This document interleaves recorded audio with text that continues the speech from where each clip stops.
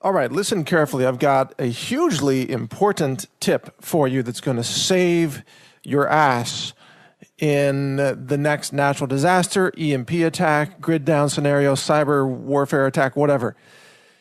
Here's, all of us have to make backups, right? Whether we're individuals, we make backups of our favorite photos, I guess, or whatever you have on your computer. And if you're a company, you're, of course, making backups of all this mission critical business data. And if you're some kind of online service provider, you're making backups constantly. Or if you're a bank even, right? Everything's in a database or hundreds of databases. And you're making backups.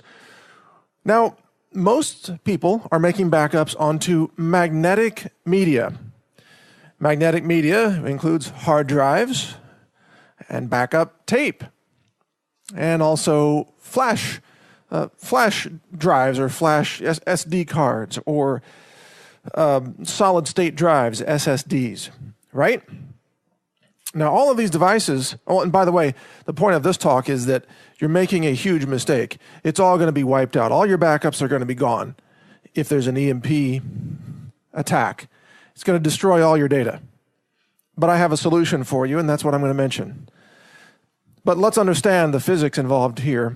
Magnetic storage uses little tiny magnets on the heads of the hard drive, for example, to put a charge on a very tiny magnetic particle that's on the surface of the hard drive. The platter that's spinning it has a lot of little bits, and those bits are pushed into either a positive or negative magnetic direction, or maybe it's positive and neutral. I don't know.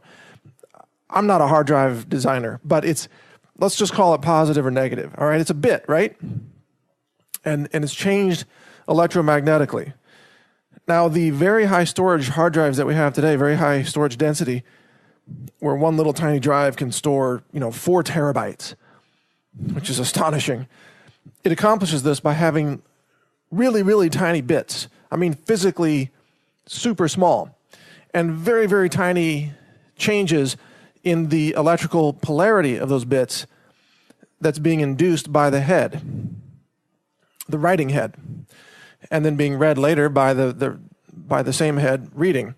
Well, because these bits are so tiny, they're incredibly sensitive to electromagnetic interference. Hard drives are also sensitive to electromagnetic degradation.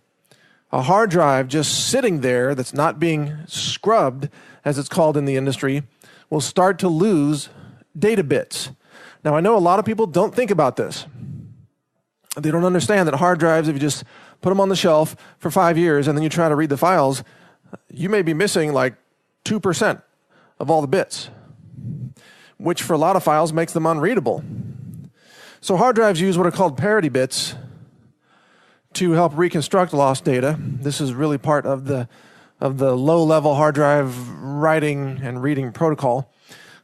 Parity is used throughout, and it's parity, P-A-R-I-T-Y, not parody like satire. Ha ha ha! Isn't that funny? You lost a bit. No, it's a checksum, basically, data integrity. So you think that you have safely stored your data because, let's say, you have a RAID 5 array on a central storage server in your company. You think you're rocking. You've got a backup system. You got a hot spare hard drive on your RAID system, maybe 2 hot spares. You're all set. Your data can't be lost. It's being stored on this kick-ass RAID storage server. Totally redundant. Or, hey, you've stored some of it in the cloud, too. Well, guess what? In the cloud, your data is probably stored on hard drives. Somewhere on some server, somewhere across the country, hard drives that use little tiny magnetic bits, just like your hard drive at home. Now, an EMP weapon is not only capable of frying the electronics of the interfaces, that is the circuitry that controls the hard drive. EMP, if it's strong enough, it may also alter the data on your hard drive. Remember, all it takes is a strong enough magnetic field to erase the data on your hard drive. That's how you do some erasing, is you take a very strong magnet and you wipe the hard drive with a strong magnet, thereby destroying all the data on it. This is one of the ways that you cleanse hard drives before throwing them away, let's say. Now, an EMP weapon may not have that strong of a magnetic field as a handheld device, but it only needs to degrade your data by, let's say, 5% to really make your files largely unreadable, or 10%. And nobody knows for sure exactly how strong of an electromagnetic field it takes to destroy hard drives, but if your data is on magnetic media, you're taking that risk.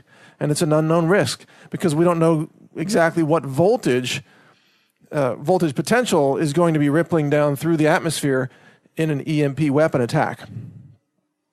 So what's the solution? The solution is optical storage. Optical storage, which includes DVDs or Blu-ray DVDs, writable Blu-ray, or at the high end, something like a Sony optical drive, which is like a $5,000 drive that can hold, I think, like 1.5 terabytes, something like that, on a cartridge. Optical storage is immune to EMP. Optical storage is immune to fluctuations in the electromagnetic field. Now, an EMP can fry the interface electronics of an optical drive, but it can't fry the media. Optical uses a laser to alter the reflective pattern of tiny little bits of, let's call it plastic, on the surface of the media. In other words, if you take a DVD, there are tiny little bits in the plastic that are either turned on or off by writing on those bits using a laser, a write head.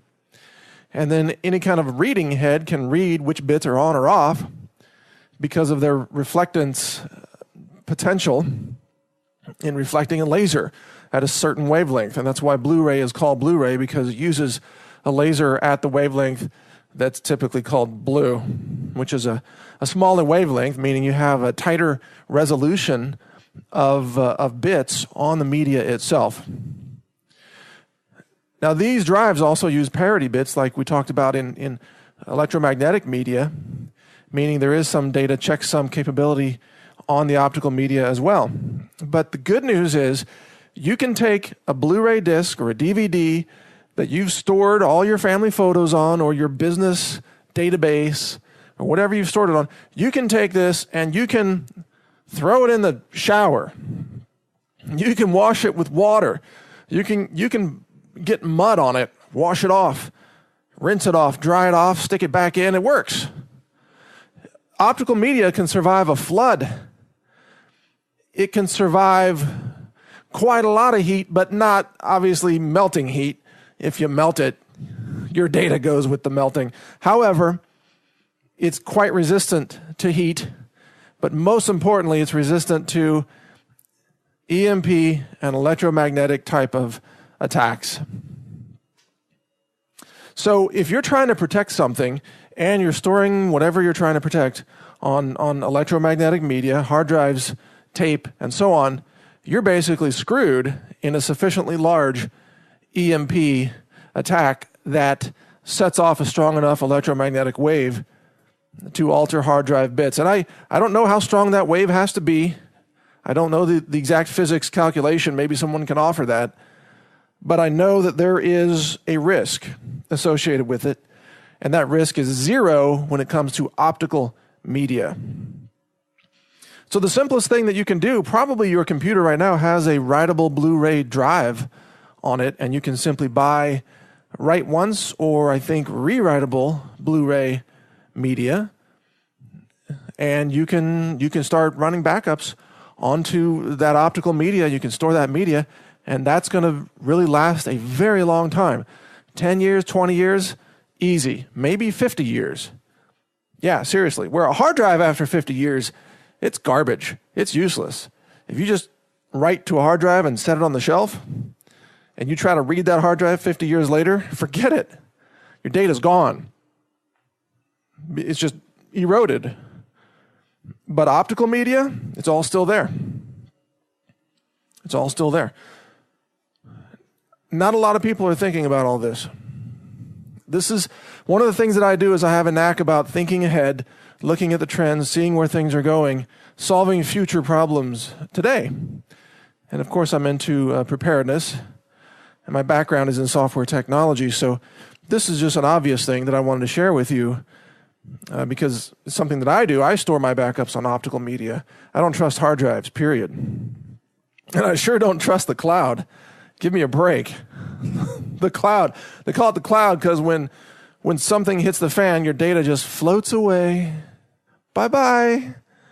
It's gone. If you're storing anything in the cloud, I'm sorry to say, I don't want to be insulting, but everything you store in the cloud is being data mined by the NSA. You're being surveilled, and you don't have control over it. So the cloud is for suckers. All right, let me just put it that way. Nobody in the backup business relies on the cloud.